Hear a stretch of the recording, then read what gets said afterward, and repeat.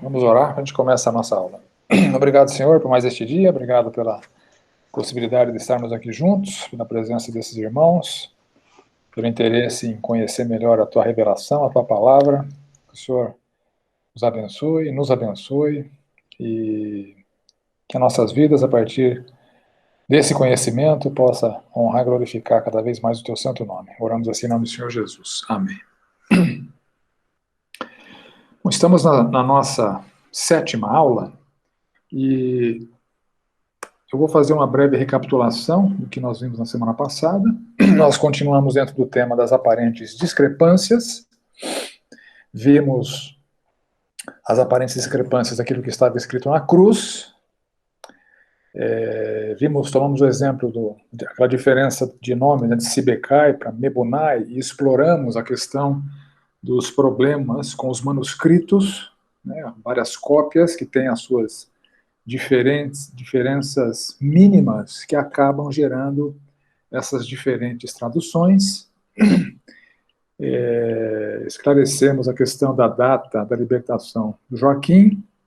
Aí entramos no tópico dos aparentes erros da Bíblia, morcegos sendo tratados pela Bíblia como sendo aves, baleias como sendo peixes, lebres, é dito que elas ruminam, que a lua tem luz própria, que há insetos com quatro pés. E nós vimos que tudo isso é facilmente solucionável, né? Morcegos e baleias é uma questão de convenção. Lebre ruminante, viu que não há palavra hebraica para isso. A palavra hebraica é subir, o ato de comer subindo, no caso das lebres, as tornavam impuras, porque elas comem, né, as próprias fezes, por isso que elas são animais impuros. A lua com luz própria, a gente vê como preciosismo dos críticos, né? Nos dias de hoje há referências à luz da lua, isso não é problema para ninguém. Os insetos com 4 pés, nós vimos que não tem pés no original, são seres que andam de 4, na verdade, seres que não andam em pé, que andam deitado. Valor do pi errado, a gente resolveu. A questão da altura do Golias, de novo, aqueles problemas de diferenças entre os conjuntos de manuscritos. Alguns manuscritos trazem 6 côvados e meio, alguns trazem 4 côvados e meio, e a gente avaliou as duas possibilidades e a plausibilidade dessa altura toda, se considerar principalmente a questão da indumentária do soldado, com a sandália alta, um capacete alto. Essa altura toda poderia ter sido registrada com tudo isso, né? A quantidade de pessoas no êxodo, a gente calculou que, em função dos homens capazes de irem à guerra, a gente extrapolou para mulheres, crianças, idosos e Levi, que não havia sido contado. A gente chegou a uma estimativa de 2,5 milhões de pessoas. Na dúvida, como é que 75 pessoas que entraram se transformaram em 2,5 milhões em 430 anos? A gente viu que isso é absolutamente plausível, sem nenhum exagero, uma taxa de crescimento populacional de 2,40 e poucos por cento, 45, se não me engano, por cento ao ano, considerando que os crescimentos populacionais se dão em progressão geométrica, e não um crescimento linear. 75 pessoas em 430 anos se transforma exatamente em 2,5 milhões de pessoas, com uma taxa de crescimento anual de 2,45%, que é menor do que a taxa de muitos países nos dias de hoje, né? Vimos a questão do grão de mostarda, ser ou não a menor das sementes, vimos o contexto em que isso foi dito. O Jesus não estava dando uma aula de botânica, estava simplesmente dizendo que era a menor das sementes que um agricultor usa na sua lavoura. Aí entramos no tópico que nós vamos dar continuidade hoje, que são os aparentes conflitos com a ciência. E tentando responder biblicamente a pergunta da idade do universo e da idade da Terra, bem como da raça humana. A gente introduziu o assunto na semana passada. No princípio criou Deus os céus e a terra, Gênesis 1:1, Gênesis 1:26, também disse Deus, façamos o homem à nossa imagem, conforme a nossa semelhança, tenha ele domínio sobre os peixes do mar, sobre as aves do céu, sobre os animais domésticos, sobre a terra, sobre todos os répteis que rastejam sobre a terra.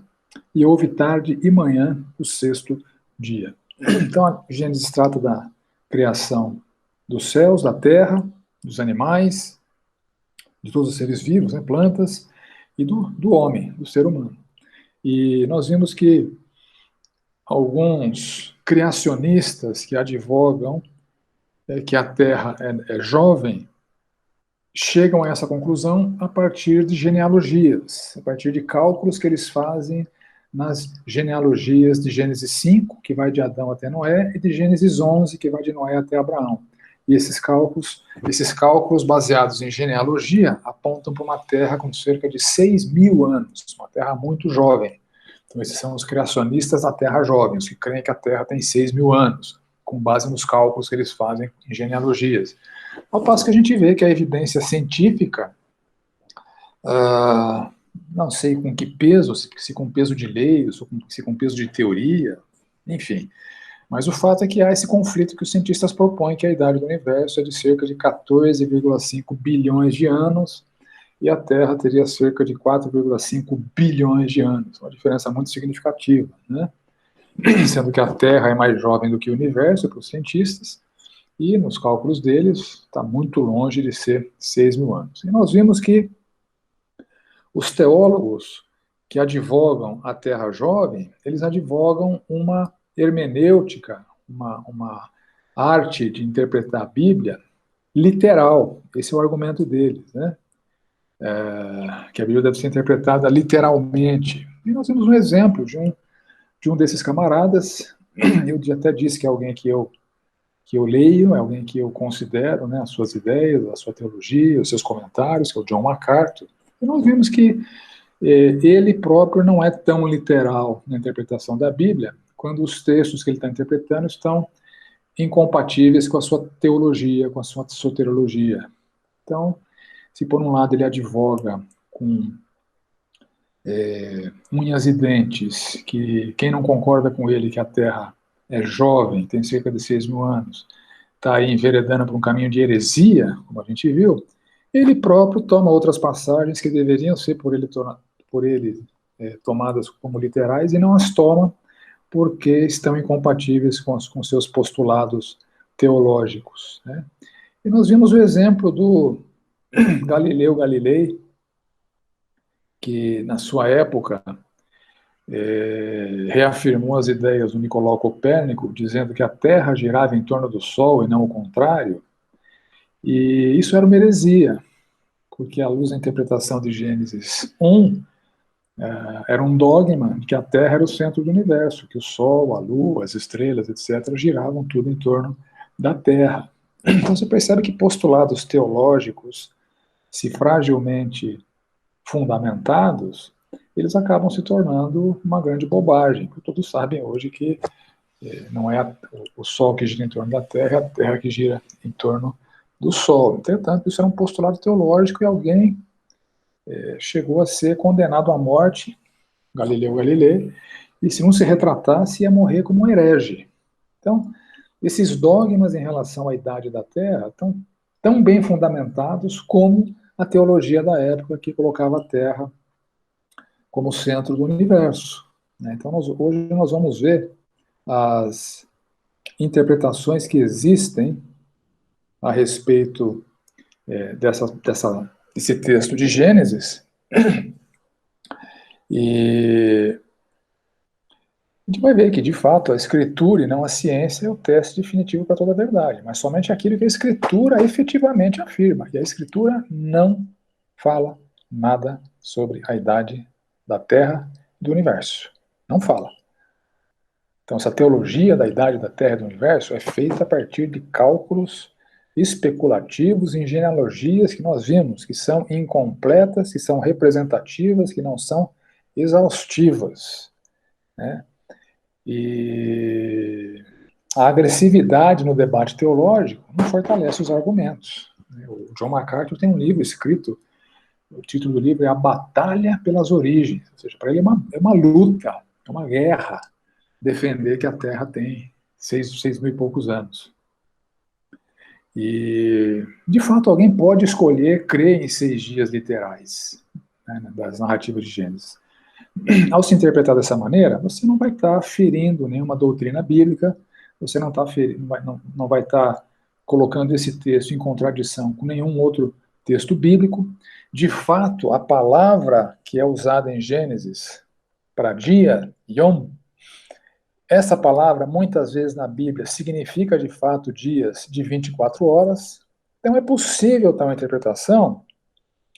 Agora, é importante verificar que essa interpretação, embora possível, ela não é necessária, porque não é a única. E ela tem implicações. Essa interpretação, ela bate de frente com evidências científicas. Isso é um fato. Né?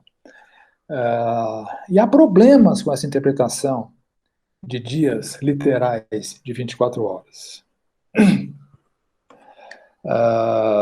Além de não ser compatível com as evidências científicas, há, por exemplo, a dificuldade com a expressão houve tarde e manhã, ou seja, o pôr do sol e nascer no sol, no primeiro dia, no segundo dia, no terceiro dia, uma vez que o sol só foi criado no quarto dia. Se são dias literais de 24 horas, o ciclo diário não tinha sido estabelecido no primeiro, no segundo e no terceiro dia. Como é que podia haver tarde e manhã se o sol não havia sido criado? De acordo com essa perspectiva de interpretação literal de dias de 24 horas.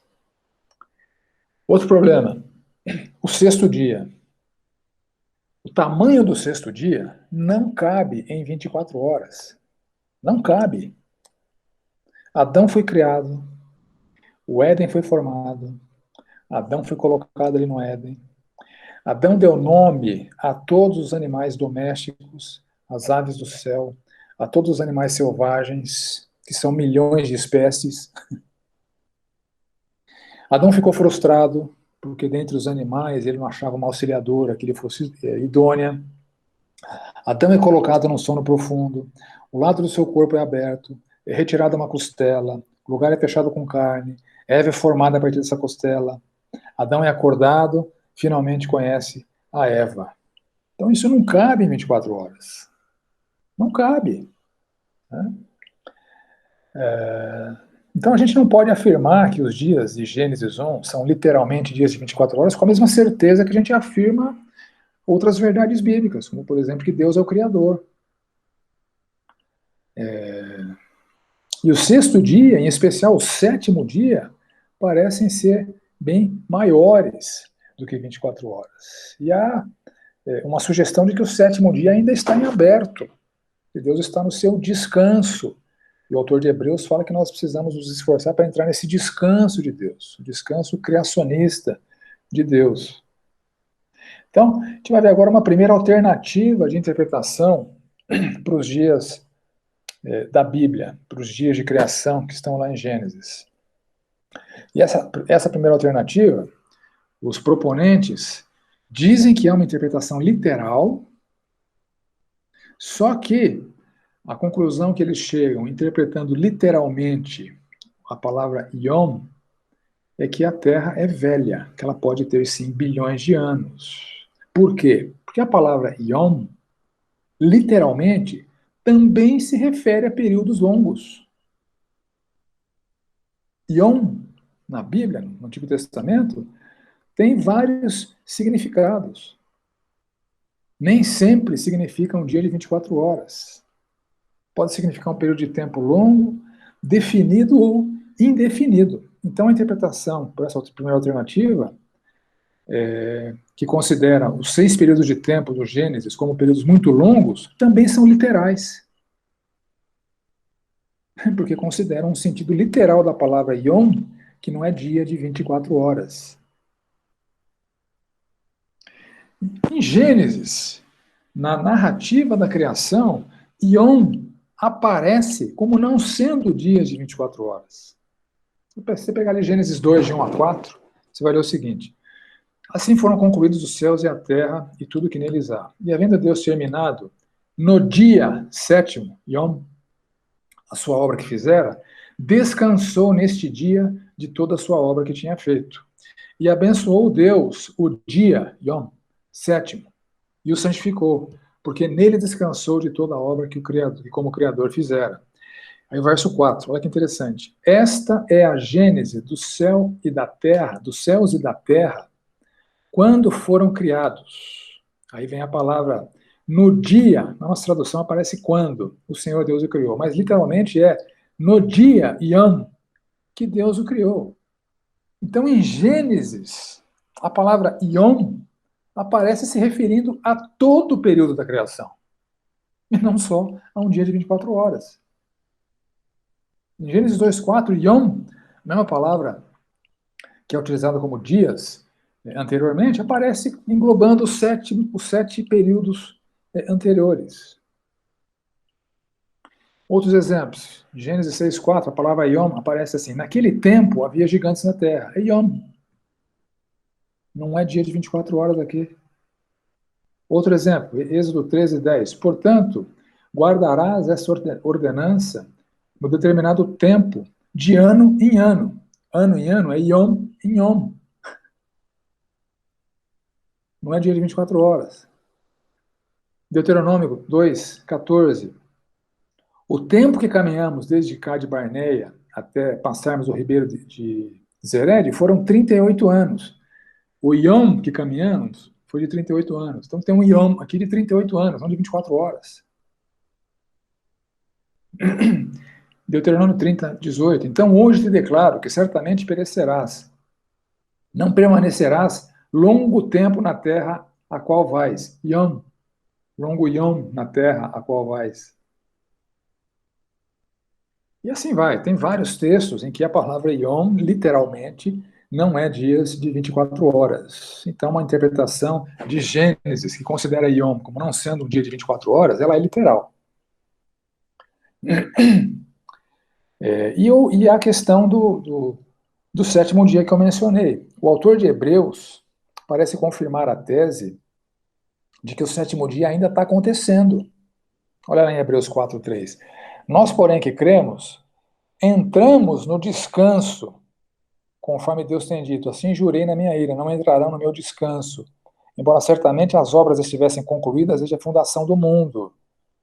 Então, o autor de Hebreus está se referindo ao que Deus teria dito a respeito do seu descanso no contexto da criação do mundo. E descansou Deus no sétimo dia de todas as obras que fizera, e normalmente no mesmo lugar não entrarão no meu descanso. Então, o autor de Hebreus afirma que o descanso de Deus ainda está vigente, é o sétimo dia. Bom, para mais detalhes, quem quiser ler mais sobre o assunto, sobre essa alternativa plausível, assim, a interpretação literal de que os 6 dias da Bíblia são dias de 24 horas, tem um curso que foi dado na igreja, que chama Fé e Ciência, um olhar para o Gênesis.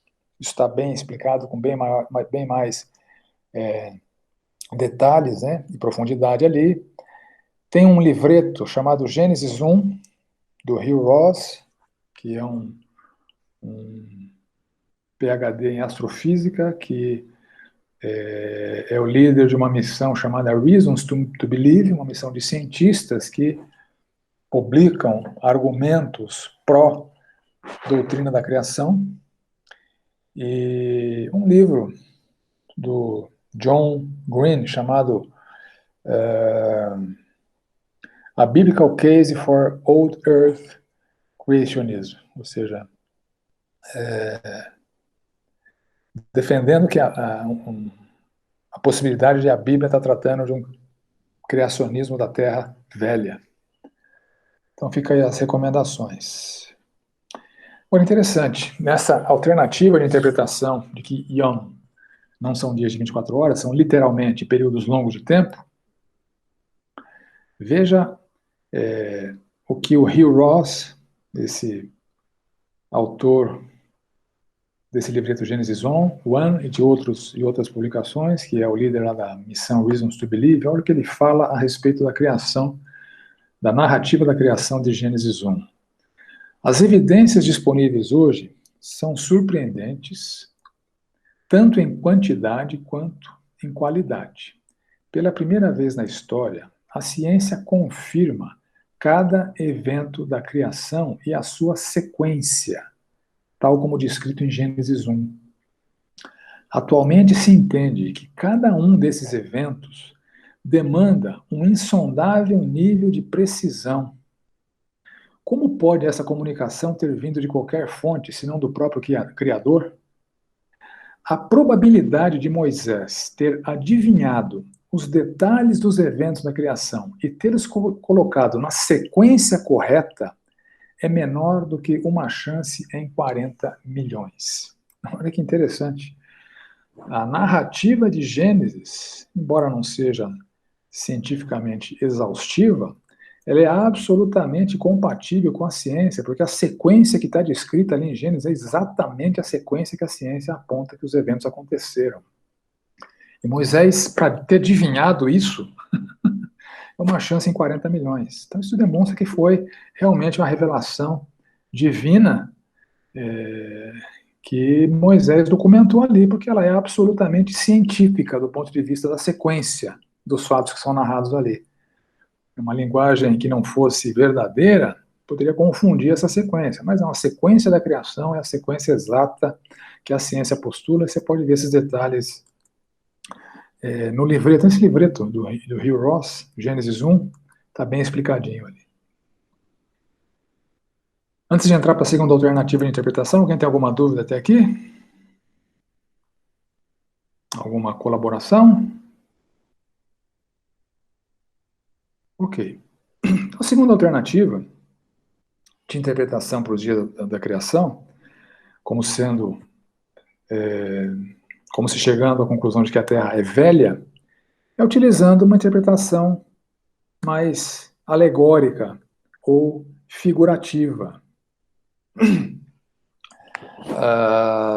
Então, os dias teriam um sentido figurado ou representativo, não literal.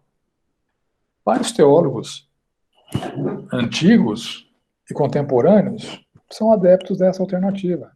Agostinho era adepto dessa alternativa, que não eram dias literais. E há em Gênesis indícios de uma linguagem figurada sendo utilizada. Há indícios, por exemplo, há um jardim com árvores místicas, uma árvore do conhecimento, do bem e do mal, e uma árvore da vida. Uma serpente, um animal, conversa com a mulher. Linguagem figurada, não é serpente, é Satanás. Essa serpente que conversa com a mulher e induz o pecado é depois amaldiçoada, porque rasteja. Então, o rastejar da cobra é uma maldição pelo que ela teria feito a Eva. Isso é uma linguagem figurada. O tamanho do sexto dia é um indício de que é uma linguagem figurada, que ele não tinha 24 horas. A criação do homem a partir do pó da terra é uma linguagem figurada. A criação da mulher a partir da transformação de uma costela do homem, uma linguagem figurada. Que homem e mulher se tornam ambos uma só carne, é uma linguagem figurada. Que há dia e noite antes do quarto dia da criação do sol e da lua, uma linguagem figurada. Em Gênesis 3 é dito de uma espada flamejante que se movia em todas as direções para guardar o caminho da árvore da vida. É uma linguagem figurada. Então, a alternativa hermenêutica de considerar Gênesis 1 como uma linguagem alegórica figurada também é possível. Né? Nós temos três alternativas de interpretação. Os literalistas radicais, que querem tomar a interpretação literal de Yom para dias de 24 horas. A alternativa literal, que considera Yom no sentido literal de não ser dias de 24 horas, esse período de tempo maior. E essa terceira alternativa, que advoga que a linguagem de Gênesis é mística, é figurada, e tem vários indícios de que isso de fato acontece. Há vários autores sérios, teólogos sérios, comprometidos com Deus, conservadores, que advogam o criacionismo da Terra Velha. Então, nós não precisamos ficar presos nesse dogma de que a Terra tem 6.000 anos. Então, para citar alguns, Charles Hodge, do século XIX, Benjamin Warfield, o Schofield, o Francis Schaeffer, o R.A. Torrey, Gleason Archer, Edward Young, C.S. Lewis, Paul Little, Paul Copan, que é contemporâneo, William Lane Craig, contemporâneo, Norman Geisler, contemporâneo, faleceu faz pouco tempo, Wayne Grunden, que é contemporâneo, J.I. Parker, contemporâneo, J.P. Moreland, contemporâneo, Lee Strobel, contemporâneo, John Knox, contemporâneo, Hugh Ross, contemporâneo, e tem uma lista enorme de teólogos sérios, conservadores, comprometidos com Deus, que não são teólogos liberais, que advogam a teologia de que a Terra não tem 6.000 anos, é uma Terra de bilhões de anos, e isso estaria compatível com o que a ciência afirma. Então, como a Bíblia não se propõe a ser um livro científico, ela jamais deveria ser usada como tal. Se a Bíblia não fala qual é a idade do universo, da Terra e do homem, nós não deveríamos fazer afirmações que não estão na Bíblia. Nenhum teólogo deveria fazer afirmações que não estão na Bíblia, porque de fato a Bíblia não fala qual é essa idade. Pessoas que tentam fazer cálculos com base em genealogias, que invariavelmente são incompletas, representativas e não exaustivas, chegam a postulados teológicos altamente questionáveis. A palavra dia de Gênesis 1 é usada inúmeras vezes na Bíblia, significando períodos de tempo mais longos. 7 dias, 1 ano, 38 anos, um período longo indefinido. Há muitos autores cristãos que defendem, autores cristãos notáveis, conservadores, crentes, sérios com Deus, que defendem tanto a Terra jovem de 6.000 anos, quanto a Terra velha de 4,5 bilhões de anos. Na narrativa de Gênesis há claramente elementos alegóricos, então, meus caros, é sábio evitar estabelecer dogmas nessa questão, porque, de fato, a Bíblia não afirma qual é a idade do universo, da Terra e do homem. E é impressionante ver que a narrativa de Gênesis, embora não cronológica, ela é absolutamente científica do ponto de vista da sequência. Moisés não seria capaz de adivinhar aquela sequência, seria ganhar na loteria várias vezes consecutivas, né? Então isso é a revelação de Deus, e a revelação de Deus está absolutamente compatível com aquilo que Deus fez quando criou os céus, a terra e tudo que há na terra. Ok? Dúvidas? Contribuições? Eu tenho uma, Vlá. Se for muito difícil, seu pai responde, tá? Tá bom. Eu queria entender melhor como que é definido, quando que o Yom é traduzido como dia, por ano, por tempos, ou foi escolha do copista ou do tradutor? O hebraico é uma linguagem, vamos dizer assim, pobre, uma linguagem que não tem muitos vocábulos, como tem o grego, por exemplo. Então, há várias palavras no hebraico que têm vários significados. Por exemplo, nariz e ira é a mesma palavra. Então, quando é que se traduz por nariz, como é que você traduz por ira? É pelo contexto. Tá? Então, em Gênesis 1, a tradução que diz que houve tarde e manhã, o primeiro dia, pode ser dia, mas poderia ser houve tarde e manhã, uma linguagem figurada, o primeiro período, sem ser dia de 24 horas. Também seria literal. Tá? Então, quando a gente estuda a Bíblia, a gente tem que tomar esse cuidado de que, eventualmente, os tradutores, eles não usaram as melhores palavras, ou as palavras mais apropriadas para expressar o que está escrito. Então, a gente tem ferramentas hoje até para questionar os tradutores. A gente viu vários exemplos aqui, né? De que as palavras escolhidas nem sempre são as melhores. A gente viu, por exemplo lá de João, né? João 14, quando fala que Jesus estava a meio-dia diante de Pilatos, porque a hora sexta para o tradutor é meio-dia. E a gente viu que em João, hora sexta não é meio-dia. Hora sexta é horário romano, hora sexta é 6 horas da manhã. Então a tradução que fala meio-dia não é a melhor tradução. Tem traduções que falam 6 horas da manhã, então as traduções são melhores. Então a gente tem ferramentas hoje até para questionar os tradutores. E até para não tomar as traduções como sendo inspiradas. Inspirada é o original, a tradução não é inspirada, né? Por isso que é um bom exercício de interpretação e de entendimento da Bíblia, comparar traduções e usar ferramentas. Aquela ferramenta que eu apresentei para vocês no começo do curso, do Strongs, né, que você não precisa conhecer nem grego nem hebraico para saber qual é a palavra grega ou hebraica que está nos originais. Você pode questionar o tradutor, né? Pode ver o que ele usou. Nem sempre o português tem a palavra para traduzir adequadamente. A gente viu também no exemplo de João 21, né? Pedro, tu me amas? Sim, senhor, eu te amo. Apacenta minhas ovelhas. Amo, pergunta amo, resposta amo. Só que as palavras usadas foram diferentes. Então a gente Uhum. tem ferramentas hoje para verificar se o tradutor usou a palavra mais adequada. A gente viu que tem uma tradução que capta o sentido daquele diálogo, que as outras perdem. Então a tradução nem sempre é adequada, e é o contexto que indica qual que é a melhor tradução, e a Bíblia se interpreta com a própria Bíblia, né? Então João não poderia, Jesus em João não poderia estar diante de Pilatos ao meio-dia, porque Marcos fala que às 9 horas da manhã ele estava crucificado. Então você tem que cruzar o que é traduzido, o que é entendido, com outras passagens bíblicas, né? A Bíblia se interpreta com a própria Bíblia. Se Marcos falou que é 9 horas da manhã, a hora sexta em João não pode ser meio-dia. Isso é uma conclusão óbvia, de fato não é. Marcos usa o horário judaico e João usa o horário romano. E assim vai. A interpretação não é uma ciência fácil. A hermenêutica é uma ciência complexa, é uma escola, há várias escolas de hermenêutica, né?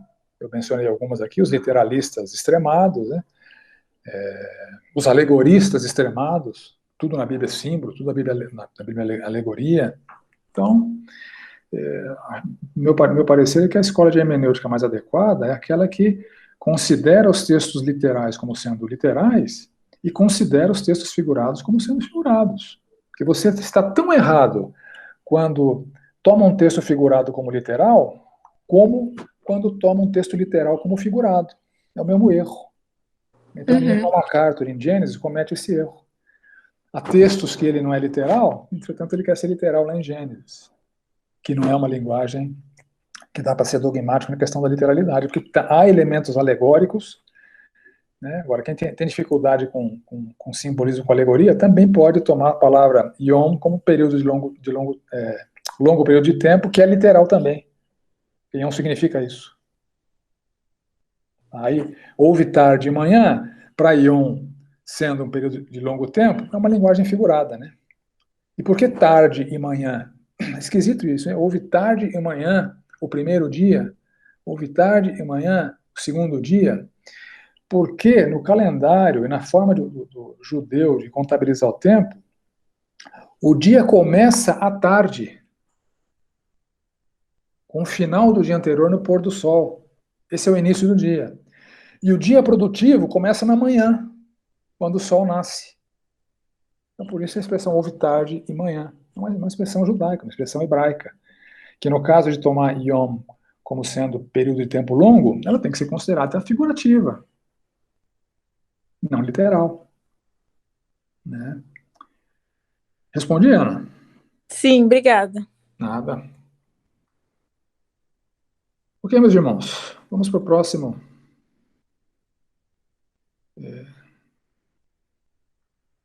Próxima dificuldade. O próximo aparente conflito com a ciência. Vamos lá para. Deixa eu me achar aqui, peraí. Josué 10, a partir do verso 1. Tendo Adonisedeque, rei de Jerusalém, ouvido que Josué tomara Ai e havia destruído totalmente, e feito a Ai e ao seu rei, como fizera a Jericó e ao seu rei, e que os moradores de Gibeão fizeram paz com os israelitas e estavam no meio deles, temeu muito, porque Gibeão era cidade grande, como uma das cidades reais, e ainda maior do que Ai, e todos os seus homens eram valentes. Então Josué falou ao Senhor, no dia em que o Senhor entregou os amorreus nas mãos dos filhos de Israel, e disse na presença dos israelitas: Sol, detente em Gibeão, e tu, lua, no vale de Aijalon. E o sol se deteve, e a lua parou, até que o povo se vingou dos seus inimigos. Não está isso escrito no livro dos justos? O sol, pois, se deteve no meio do céu, e não se apressou a pôr-se, quase um dia inteiro. Então, a dificuldade desse texto é óbvia, né? que tem essa narrativa afirmando que o Sol parou, a Lua parou, ou seja, a Terra parou de girar em torno do Sol e a Lua parou de girar em torno da Terra. Esse é o desdobramento dessa afirmação que está registrada ali em Josué. Né? E é reforçado em Abacuque. Abacuque 3 fala: o Sol e a Lua pararam nas suas moradas ao resplandecer da luz das tuas flechas, sibilantes ao fulgor do relâmpago da tua lança. Então, a narrativa de Josué é reforçada ali em Abacuque. E, fazendo um resumo do que aconteceu, a cidade de Gibeão tinha feito um acordo com Josué, o rei amorreu de Jerusalém se junta com outros 4 reis e se acampam próximo de Gibeão. Josué é avisado e durante a noite ele sobe de Gilgal e os ataca de surpresa. Eles fogem e o Senhor finaliza a derrota com uma tempestade de granizo. Então, a tempestade de granizo mata mais do que o exército de Israel. Em algum momento antes da batalha, Josué ora e pede para que o dia não acabasse enquanto não vencesse. E o sol e a lua se detiveram até a consumação da vitória. Então, verso 3, o sol parou no meio do céu por quase um dia inteiro e não se pôs. Então, os problemas aqui é que críticos afirmam que é impossível que a Terra tenha parado com seu movimento de rotação, né? E também afirmam que é impossível que a Lua tenha parado na sua órbita terrestre.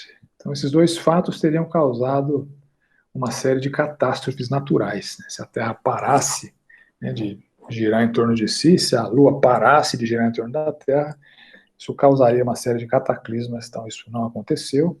E a raiz do problema está no pensamento naturalista que nega a possibilidade de milagres. Em um mundo que, segundo eles, é regido por leis e forças naturais exclusivamente. Os naturalistas negam a possibilidade de milagres e eles subestimam a onipotência de Deus e acusam a Bíblia de ser cientificamente inadequada. É uma série de propostas para explicar o que aconteceu ali. A maioria dessas propostas busca acomodar o texto bíblico a esse ceticismo naturalista. E nós não precisamos fazer isso, né, como esses naturalistas fazem. Naturalistas que aparentemente são cristãos. Então a Terra não teria parado, teria só atrasado um pouco. Houve um prolongamento da escuridão da noite. Houve, na verdade, uma eclipse, né, do Sol e da Lua. Né? Então a Terra não parou. Deus criou essa ilusão para o Sol ser visto à noite, através de uma espécie de espelhos cósmicos. E o pessoal viaja, né? O pessoal viaja nas explicações. E, na verdade, nós estamos diante aqui de um milagre. A Bíblia está cheia de milagres. Então, quem crê no milagre não deve ter dificuldade em crer nesse milagre. Um Deus que ressuscita morto não seria capaz de fazer a terra parar? E com seu poder conter as calamidades naturais que isso poderia causar? É milagre. Então, nós que cremos em milagre, não temos problemas em acreditar que, de fato, Deus operou dessa maneira, a lua parou, como está escrito, a terra parou, porque o sol parou de se movimentar. E tem gente que, do outro lado, né, argumentando, tentando, no afã de argumentar a favor do milagre, começa a fazer especulações, achar medições que corroboram que há um dia perdido na história da humanidade. Olha, esse tipo de medição simplesmente não é possível. Não adianta querer argumentar em favor da Bíblia usando argumentos chulos. Um monte de gente faz isso, né? No afã de respaldar a Escritura, usa informações pouco confiáveis. Só diminui a credibilidade da Bíblia. Então, histórias fabricadas, além de anticristãs, só alimentam o ceticismo. Né? E há quem afirme que esse registro de um dia prolongado, em que o Sol aparentemente demorou mais do que o usual para se pôr, há quem afirme que esse registro existe também em outras culturas, e não só na Bíblia. Eu não encontrei fontes confiáveis dessas afirmações, né? Mas na literatura que eu consultei, ele está dizendo que um historiador grego chamado Heródoto teria documentado isso, que lendas chinesas trariam isso, que há registros mexicanos, né, ou de astecas, ou de maias, que indicam isso, que há registros peruanos, né, dos incas, que teriam indicado isso. Entretanto, não encontrei nenhuma fonte confiável, só estou mencionando o que alguns dos autores estão dizendo. Meu temor é que esse tipo de afirmação caia no extremo de ser uma informação não confiável que vai alimentar o ceticismo ao invés de corroborar com a palavra de Deus. Mas fica aí a menção de que há relatos fragilmente documentados de que esse registro também existe em outras culturas. Mas é um milagre. Quem crê em milagre não tem dificuldade de crer que um Deus que ressuscita um morto, poderia conter a terra, porque ele é onipotente. Ok?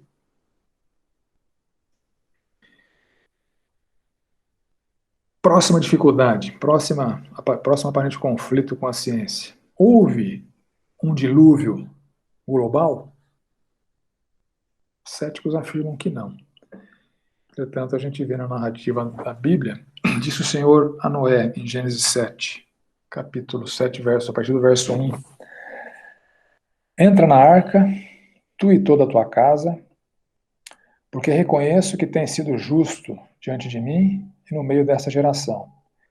Porque daqui a 7 dias farei chover sobre a terra durante 40 dias e 40 noites.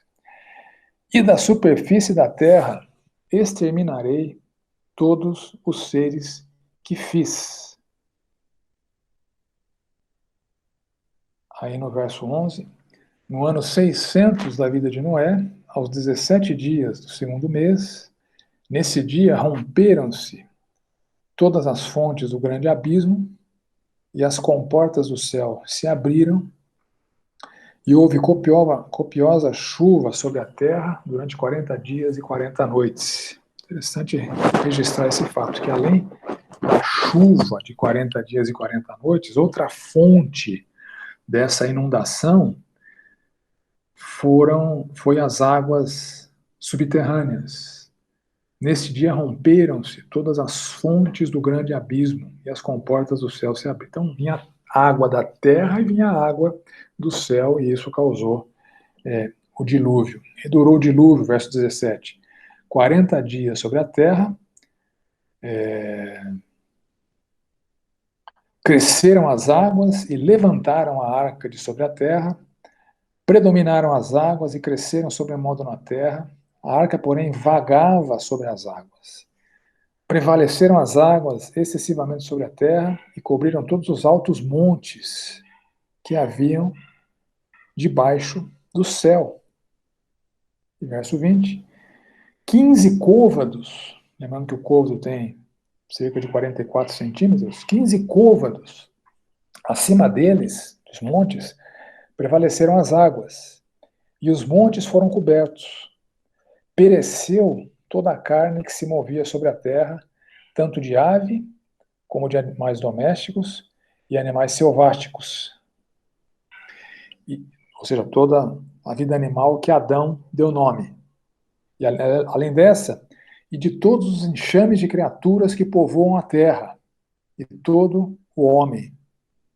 Tudo que tinha fôlego de vida em suas narinas, tudo que havia em terra seca, morreu. Então, aqui o dilúvio parece ter exterminado toda a vida animal, né? Todos os tipos de animais, insetos, répteis, enfim, mamíferos. E o que os críticos afirmam é o seguinte: não há evidências conclusivas que confirmem um dilúvio global. Críticos afirmam que não há volume de água suficiente no planeta para cobrir toda a superfície terrestre em um nível de aproximadamente 7 metros, né, acima do monte mais alto, né, que seria o Everest. Bom, causa desse problema, pensamento de novo naturalista que nega a possibilidade de milagres, em um mundo que, segundo eles, é regido exclusivamente por leis e forças naturais. O problema surge ao se subestimar a onipotência de Deus. E o problema surge quando se considera uma falta de evidência como uma prova. E o fato de não haver evidência não é prova de que a coisa não aconteceu. Só diz que não houve evidência. Então, se não há evidência conclusiva que confirme um dilúvio global, isso não significa que esse dilúvio global não aconteceu. Os homens só não conseguem hoje fazer medições que comprovem isso. O dilúvio foi um fenômeno sobrenatural, de novo, causado pelo poder de Deus e não por forças naturais. Portanto, foi um fenômeno irrepetível e, possivelmente, não mais verificável depois de tanto tempo. E não há provas irrefutáveis de que ele nunca teria acontecido. Então, assim como não há evidências de que teria acontecido, não há provas de que ele não aconteceu. Então, foi um ato sobrenatural de Deus, um Deus onipotente que inundou a terra para exterminar sua criação. E mesmo que, eventualmente, o dilúvio tenha sido local e não global, não estou afirmando isso, né? Só estou comentando essa hipótese, a hipótese daqueles que afirmam que o dilúvio foi regional e não global, isso não traria descrédito para a Bíblia, porque a terra que Moisés conhecia não é a mesma terra que nós conhecemos hoje. Então, não teria também problema caso o dilúvio tivesse sido local. Mas, na minha percepção, na minha compreensão, ele foi global.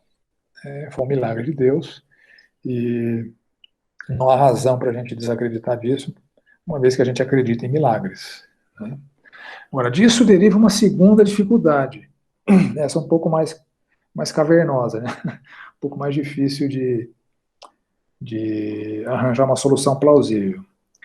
A pergunta é, seria possível salvar toda a biodiversidade animal em uma arca daquele tamanho? Essa é uma dificuldade. Vamos ver o tamanho dessa arca. Gênesis 6. Faz uma arca de tábuas de cipreste. Nela farás compartimentos e a calafetarás com betume por dentro e por fora. Deste modo a farás de 300 côvados, será o comprimento, de 50 côvados a largura e de 30 côvados a altura. Um caixotão, né? Farás ao seu redor uma abertura de 1 côvado de altura. A porta da arca colocarás lateralmente, farás pavimentos na arca, um embaixo, um segundo e um terceiro. Então, aqui de Gênesis 6, 14 e 16, a gente ganha uma compreensão de como é que era essa arca. É um caixotão com 3 níveis. 300 côvados de comprimento, ou seja, cerca de 133 metros de comprimento.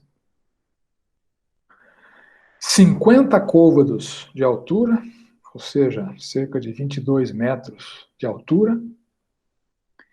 E 30 côvados, 50 côvados de largura, né? 22 metros de largura e 30 côvados de altura, cerca de 13 metros de altura. Então, um caixotão com 3 níveis de área, dá cerca de 8.800 metros quadrados, em 3 pavimentos de 2.957 metros quadrados, um volume cúbico de 39.387.000 litros. Então, esse é o volume, 39 mil e poucos metros cúbicos. Esse é o tamanho da arca. Um artefato desse, com esse tamanho, é comparável com que tipo de navios dos dias de hoje?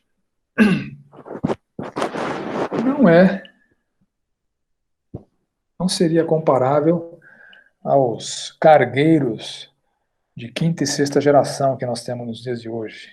Tem cargueiros hoje que têm comprimento de mais de 350 metros.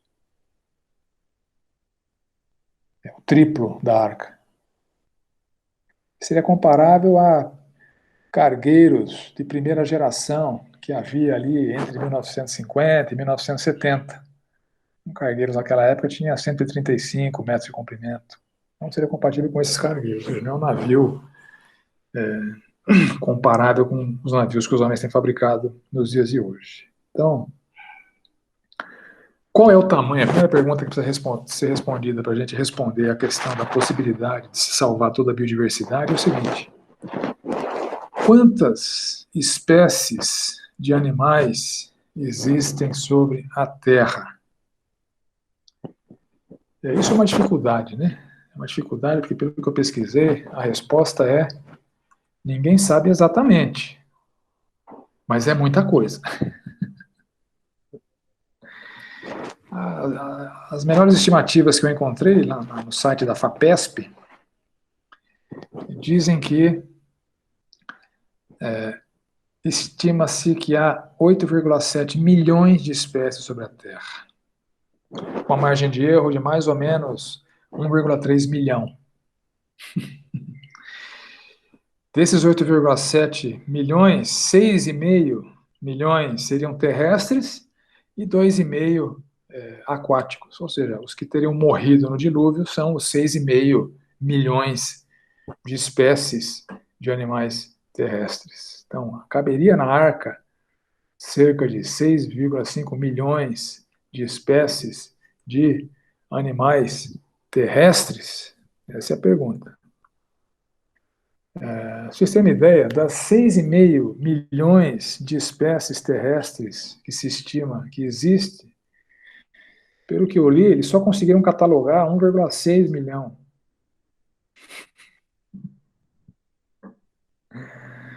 Que está catalogado, com nome, registrado, etc. Tem 1,6 milhão, mas existem 6,5 milhões, segundo essas estimativas. Então, esses milhões de espécies terrestres, esse seria o problema, né?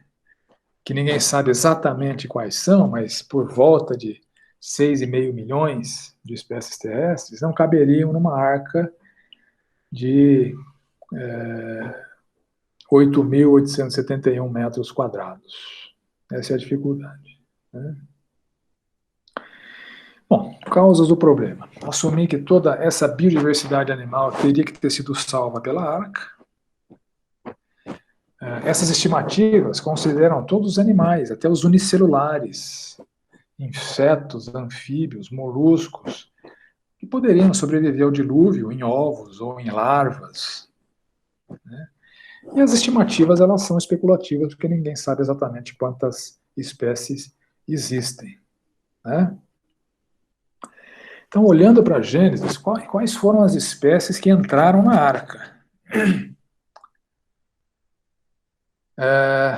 Gênesis 7,13. Nesse mesmo dia entraram na arca Noé, seus filhos Sem, Cão, Jafé, sua mulher, suas mulheres e as mulheres de seus filhos. Eles e todos os animais segundo as suas espécies, todo o gado, segundo as suas espécies, todos os répteis que rastejam sobre a terra, segundo as suas espécies, todas as aves, segundo as suas espécies, todos os pássaros, tudo que tem asa. Então aqui não está dito que toda a biodiversidade animal entrou na arca. As categorias de animais que entraram na arca são essas. Então é impossível estimar com precisão quantas espécies entraram na arca, mas não foi toda a biodiversidade animal, foi muito menos. E a maioria dos animais é de porte bem pequeno. Há cerca de 290 espécies de animais que são maiores que uma ovelha. Todas as outras espécies de animais são animais menores do que ovelhas. E mesmo essas espécies de animais maiores, essas 290 espécies de animais maiores, poderiam ter sido transportadas como filhotes. filhote de elefante, filhote de girafa, e assim por diante. Assim, as dimensões da arca, elas são mais do que suficientes para acomodar tudo que a Bíblia diz que entrou lá. Todas as espécies de maior porte conhecidas, são cerca de 5.500 mamíferos, 10.500 pássaros, 10 mil e poucos répteis, e assim por diante. Então, na média, seria necessário um pouco mais de 3 casais por metro quadrado para acomodar essas espécies que de fato entraram na arca. E ainda sobraria espaço para animais bem pequenos, que não sobreviveriam ao dilúvio, né? Prateleiras sobre as paredes, poderia acomodar uma infinidade de animais bem minúsculos. Então, uma arca com aquelas dimensões poderia sim acomodar toda a vida animal que não sobreviveria a um dilúvio, mas é óbvio que foi necessária uma intervenção sobrenatural para isso poder acontecer. O fato de Deus ter usado uma arca para salvar parte da biodiversidade, né, não significa que não houve um milagre. A inundação foi milagrosa. E poderia ter preservado espécies através de milagre também. Foi milagroso o fato de nenhum animal embarcado ter morrido durante o dilúvio. De fome, de frio, de sede, de doenças, animais atacando outros animais.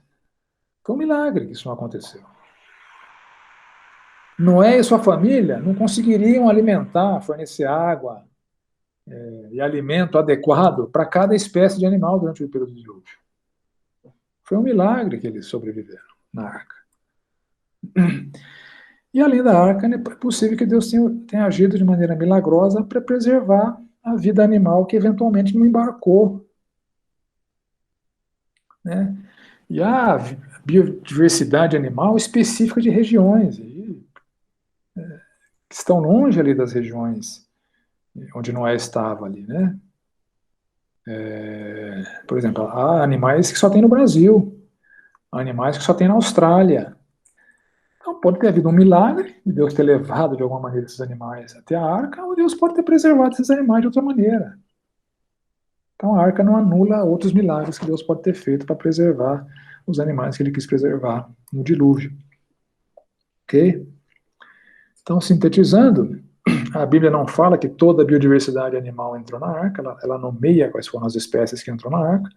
As espécies que são nomeadas na Bíblia que entram na arca são absolutamente compatíveis com o tamanho daquela arca, e caberia muito mais espécies do que a Bíblia fala que caberia. E o fato de Deus ter usado uma arca não significa que não houve outros milagres. Houve vários milagres para aqueles animais sobreviverem na arca, e Deus poderia ter milagrosamente feito outros animais sobreviverem em larvas, em ovos, de outras maneiras, que não na arca de Noé. Ok? Então não tem problema com a narrativa da arca de Noé. Tá? Dúvidas? Colaborações? Eu acho que é muito complicado a gente tentar encaixar o tempo de Noé ou o tempo de Gênesis na realidade que a gente vive atualmente. A gente tem que ter um pouco de humildade de entender que a gente tem muita limitação e a gente tem um Deus que tem uma sabedoria infinita e nossa sabedoria é finita. Tem vários eventos da época da Terra Antiga. Assim, por exemplo, tem um evento que foi de um asteroide que caiu de um tamanho do campo de futebol, que caiu na Antártida há 430 mil anos atrás e que gerou um tsunami mundial. Não estou dizendo que foi esse o evento de Noé, mas, assim, entender que existiam eventos naquela época que hoje não existem e que é muito difícil tentar encaixar a sabedoria de Deus na nossa sabedoria, porque tem coisa que não entende. E até complementando o que você está falando, as críticas vêm de naturalistas que não creem em milagres, invariavelmente. Não é o nosso caso. E é legal ver que as narrativas são compatíveis. O tamanho da arca é compatível com o que ela disse que salvou.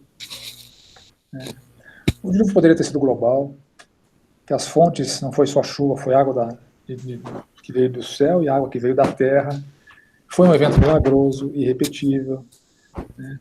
Então, É importante reforçar isso. As críticas vêm dos céticos naturalistas que negam a possibilidade de milagres. Nós só estamos averiguando que as narrativas bíblicas, embora não sejam científicas, elas são adequadas. Gênesis 1 é surpreendentemente adequado. Uma chance em 40 e exatamente milhões. que um dilúvio global, assim, um dilúvio ou uma tsunami extraordinária é compatível, porque já existem evidências científicas que apontam que existiram dilúvios enormes e mega tsunamis, e há 430 mil anos atrás, milhões de anos atrás, não era o mundo que a gente tem hoje. E esses dilúvios enormes e tsunamis que foram causados por causas naturais, imagina um Deus causando um sobrenaturalmente. Enfim, é difícil tentar encaixar coisas que não você cabem não na explica, nossa capacidade. Você não explica a Bíblia com pensamento naturalista. Você não explica a Bíblia com pensamento naturalista, porque as narrativas tem um componente milagroso ali, que é pela fé que a gente crê, né? Mas por isso que esse curso é destinado a crentes, né? Que não negam a possibilidade de milagres. A abordagem para o cético seria diferente, né? Obviamente. Né? Ok, meus irmãos, então entramos agora no próximo tópico, que eu estou chamando aqui de afirmações difíceis de acreditar. Você já está lá na Bíblia, mas é difícil de engolir. Vamos ver. Por exemplo, uma terra de gigantes, onde anjos fazem sexo. Isso é o que tem sido realidade no imaginário popular de muita gente que lê certos textos da Escritura, né? Então vamos lá, em Gênesis 6:4.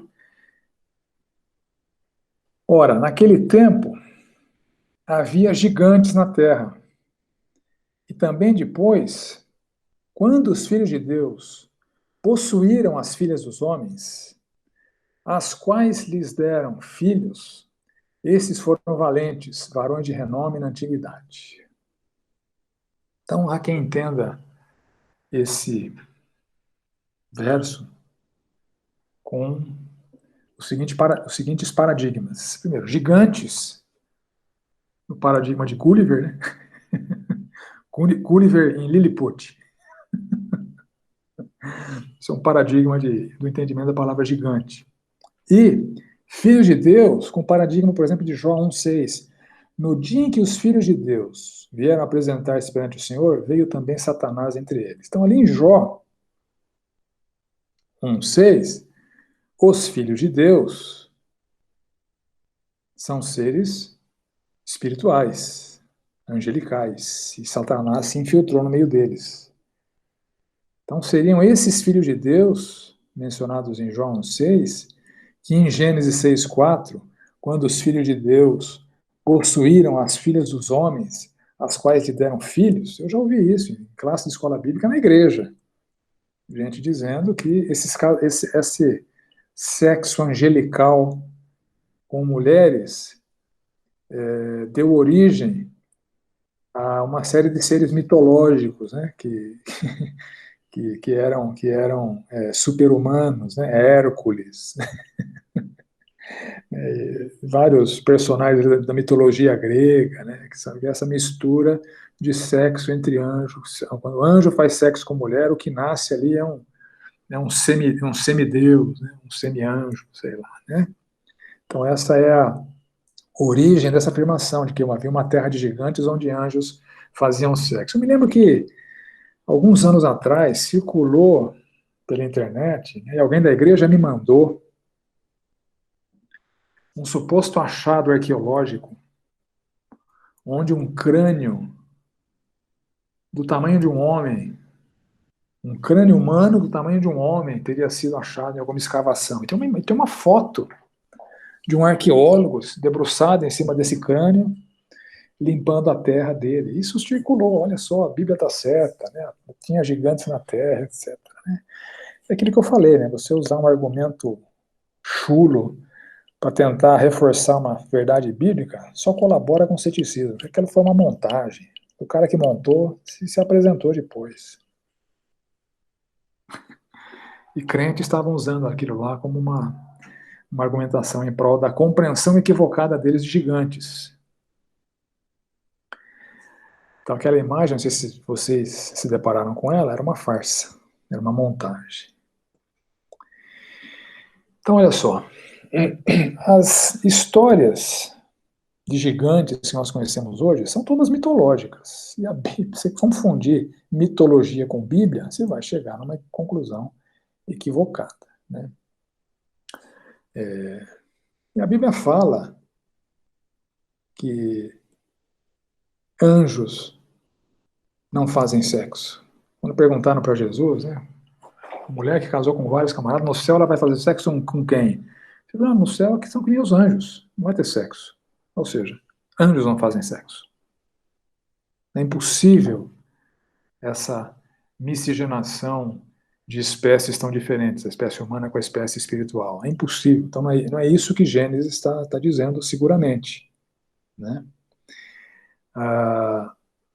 E há uma falta de entendimento sobre esse termo gigante, que é traduzido por gigante, que aparece ali em Gênesis 6:4 e aparece de novo lá em Números 13. Também vimos ali gigantes, os filhos de Anak, são descendentes de gigantes, e éramos aos nossos próprios olhos como gafanhotos, assim como éramos aos seus olhos. Então, uma hipérbole hebraica, né, da literatura hebraica, descrevendo como aqueles homens eram bem maiores do que os homens de Israel. Então, eu me lembro na minha infância, tinha um seriado na televisão que chamava Terra de Gigantes. Não sei se alguém tem idade para ter visto isso aqui. Mas esse é o paradigma, né, de pessoas que interpretam esse texto de maneira equivocada, né? Literalmente, Nefil, né, que da onde vem a palavra Nefilim, é alguém de estatura elevada. São homens de grande estatura, guerreiros valentes e fortes. São homens grandes. A gente tem hoje homens que são considerados gigantes, né? Muito mais altos, muito mais fortes do que a média. Esses são os gigantes da Bíblia. E haviam povos que tinham essa característica, né? Predominantemente a sua população era formada por homens de estatura maior, um biotipo bem selecionado ali de homens de estatura mais avantajada. Essa questão da biotipagem de certas raças, eu me deparei com uma realidade muito interessante. Uma vez eu tive o privilégio de participar de um congresso de lideranças indígenas ali no Amazonas, e várias etnias com seus representantes, com as suas lideranças cristãs, participavam ali. E era um barato ver as diferenças de biotipos entre os índios, né? Os Yanomamis, eles são pequenininhos, são os índios bem mais baixinhos que a gente. Um biotipo bem, são todos eles bem pequenos, aquela tribo dos pigmeus africanos, né? Gente bem pequenininha. Em compensação, tinha uma tribo ali, a tribo dos... Puxa, não vou me lembrar qual que era aquela etnia.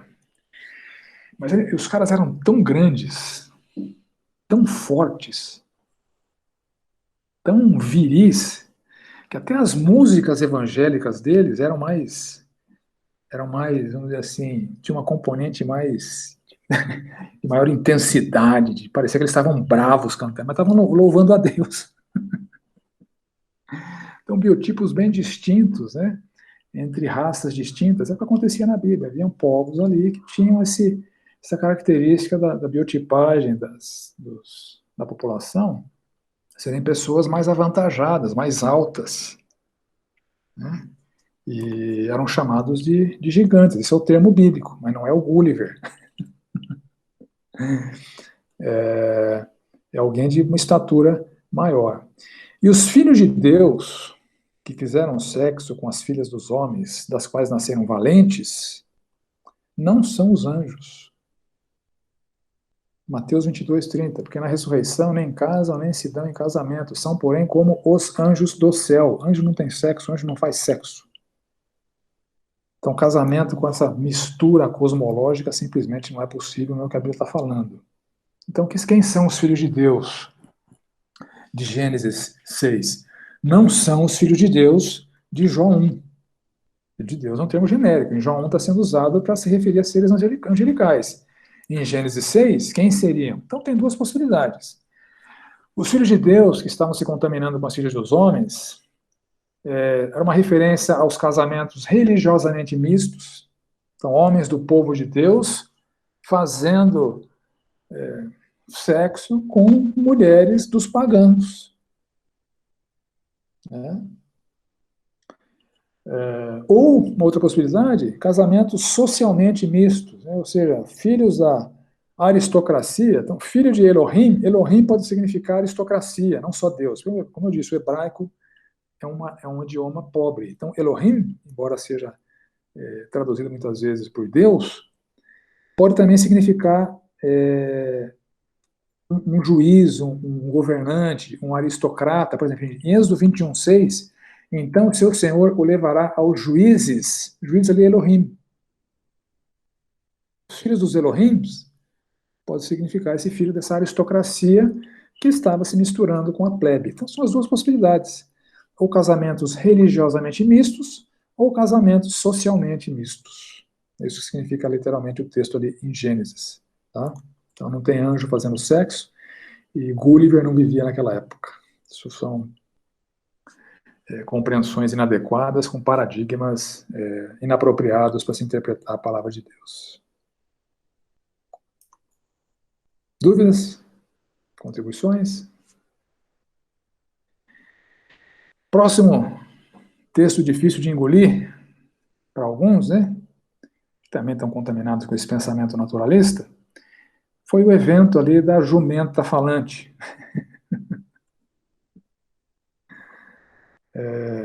Parece o burrinho lá do Shrek, né? O burro que fala, né? A jumenta, a versão bíblica do burrinho do Shrek. Lá, né? Números 22, 27. Quando a jumenta viu o anjo do Senhor, deitou-se debaixo de Balaão. Acendeu-se a ira de Balaão, que bateu nela com sua vara. Então o Senhor abriu a boca da jumenta, e ela disse a Balaão: que foi que eu lhe fiz para você bater em mim 3 vezes? E Balaão respondeu à jumenta: você me fez de tolo. Quem dera tivesse uma espada na mão, eu a mataria agora mesmo. Olha, digno de nota aqui, acho que o evento mais surpreendente aqui não foi a jumenta ter falado, foi a Balaão ter respondido.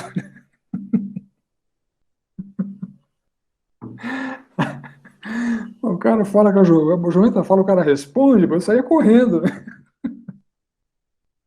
Eu saía correndo, o que é isso? Então, não foi a jumenta que fez ele de tolo, ele parecia ser um tolo mesmo, um cara que fala com jumento, né? É outro. Né? Mas a jumenta disse a Balaão: não sou sua jumenta, que você sempre montou até o dia de hoje? Tenho eu o costume de fazer isso com você? Não, disse ele. Então, o problema aqui, de novo, nesse paradigma mitológico das histórias de animais que falam que a gente conhece, né? Então, será que a Bíblia está contaminada com esses mitos de animais que falam? De novo, é um pensamento naturalista que nega a possibilidade de milagre, segundo eles, um mundo regido só por leis e forças naturais, que subestimam a onipotência de Deus. Então, a jumenta falou porque Deus fez a jumenta falar. Deus mexeu a boca da jumenta e ela falou com Balaão. Né? Então, foi um milagre, de novo, é um milagre. E a gente aceita pela fé. Isso não é natural, obviamente, não é natural, é milagroso. Deus usou uma jumenta para dar uma lição naquele camarada obstinado e rebelde ali. Né? Outro texto de dificuldade, difícil de engolir, está ali em 1 Samuel 28, quando Samuel já era morto, entretanto ele fala. O texto fala desse morto que fala. Então isso fica para a semana que vem. Vocês podem fazer as suas averiguações, as suas pesquisas ali, em 1 Samuel capítulo 28.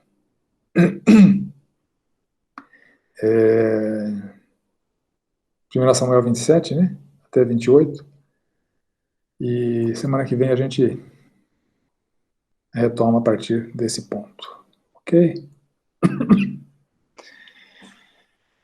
Ok. Ok, gente, dúvidas? Sei que a semana passada eu tinha levantado a expectativa de vocês, né, sobre o que aconteceria essa semana. Não sei se vocês ficaram decepcionados ou se eu atendi as expectativas, mas a gente tratou dos assuntos que eu me propus a tratar aqui. Colaborações, dúvidas, complementações? Acho que é isso. Eu gostei muito da forma que você abordou, Vlad. É bem legal ver todas essas questões com maior profundidade. Eu acho que muitas vezes as pessoas costumam negligenciar e isso passam muito batido e fica, sei lá, acho que uma coisa meio legalista, sabe? Que nem você falou é John MacArthur, né? É. Então, eu acho isso muito complicado, sabe? As pessoas não quererem levar a Bíblia com maior profundidade. Isso é muito sério, aliás. Então, foi muito bom, gostei muito da explicação. Legal, obrigado. E há, de fato, questões bíblicas em que nós não podemos ser dogmáticos, né? Bom, simples assim, né? Há questões em que nós devemos ser dogmáticos. Quem fala que Jesus não é Deus, quem fala que Jesus não ressuscitou, quem fala que Jesus não morreu pelos pecados, a gente tem que ser dogmático, porque são afirmações taxativas, explícitas e muito claras. Agora, há questões que nós não podemos ser dogmáticos. Na escatologia, há questões que nós não podemos ser dogmáticos. Né? Na escatologia, você tem pelo menos três visões predominantes sobre o milênio, e pessoas muito sérias com Deus que advogam cada uma delas. É pré-milenista, é pós-milenista, é amilenista. Então não dá para ser dogmático. Eu tenho a minha preferência, mas é uma preferência. Agora, tem gente que não sabe diferenciar as suas preferências das verdades fundamentais. Eu acho que o John MacArthur, de novo, eu aprecio muito o John MacArthur, mas ele tem esse problema, né? Quem não concorda com ele está enveredando para a heresia. Ele é muito belicoso, ele é muito beligerante. E há coisas que ele tem como dogmas que não precisam ser dogmas. O que precisa ser dogma é dogma. Mas tem coisa que não precisa ser dogma. A idade da Terra não precisa ser dogma. Voltando para os tempos de Galileu, né? Que o Sol girava em torno da Terra, não precisa ser dogma. Ah, parece que é assim pela leitura bíblica? Ok, parece que é assim, mas vai ler direito, né? Vai averiguar, vai confrontar a sua compreensão com a realidade, né? Nem tudo que parece é, né? Essa verdade já estava explícita na propaganda do Denorex, né? Parece, mas não é. Também estou falando aqui coisa de que acho que a maioria não conhece. O Denorex era um shampoo anti-caspa, que parecia remédio, mas não era, porque cheirava ruim, né? Então, a propaganda era parece, mas não é. Então tem coisa na Bíblia que parece, mas não é.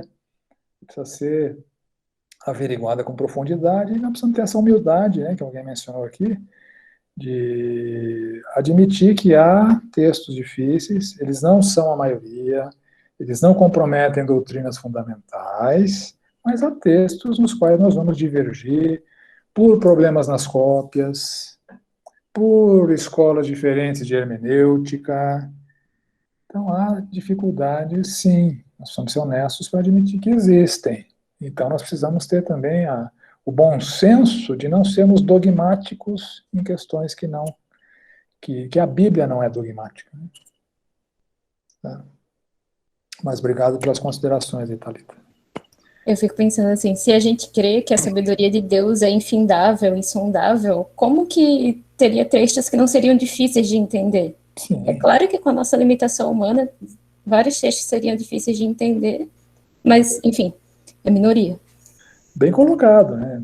No processo de revelação de um Deus cuja sabedoria é infinita para homem de sabedoria limitada, usando os recursos que Deus utilizou, é óbvio que nascem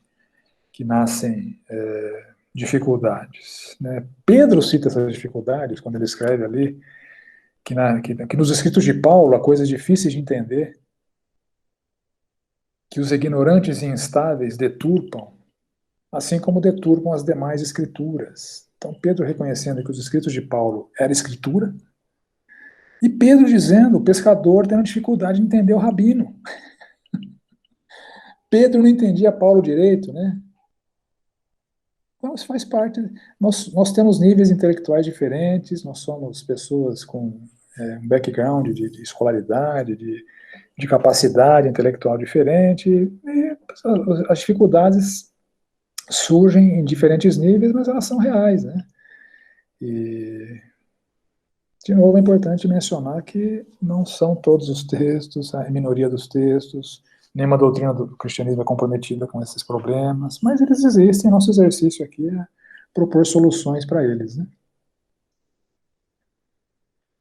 Ok, queridos. Bom estar com vocês mais essa semana. Vamos orar para a gente terminar esse tempo aqui. Pai amado, obrigado pelo tempo que investimos aqui na Tua palavra.